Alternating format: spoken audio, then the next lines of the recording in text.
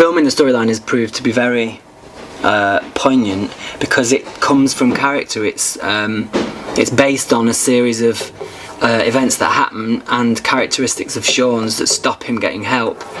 For example, his pride, he can't bear the thought of anybody thinking that he's a failure, so he doesn't orchestrate it himself, but he ends up in the situation he's in because once he's told one little fib about something to try and protect his dignity, it then snowballs, and then before he knows it, he's homeless. And you know, the facts are there that they say that you're only 2 paychecks away from disaster. I'm not being funny, but I've not heard you arranging any viewings.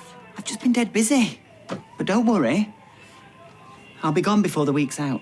Once all the kind of facts that he was going to be homeless was kind of in place, for me it was really important that it was to do with the character, of how he got there, and I'm really proud of it. I'm really pleased with the stuff. The scripts have been great. Well, I wouldn't stay there too long because Steve reckons it's going to chuck it down tonight.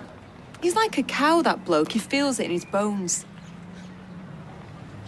Night then. And I... Very, very sad, because it's a reality for a lot of people, and especially the stuff that I do with the military stuff, because 1 in 4 homeless people are ex-military, and so I've always been aware of the facts and figures of homelessness. We see it on our doorstep. You see it in Manchester, you see it in London, you see it in Leeds, you see it in Birmingham, you see it everywhere. Food banks are at an all-time high. The use of them, and there are homeless people on every street corner.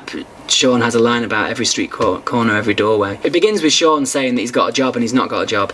My own uncle, who's been a long time passed away, but for 5 years he pretended to go to work, and nobody was any the wiser. His wife didn't know.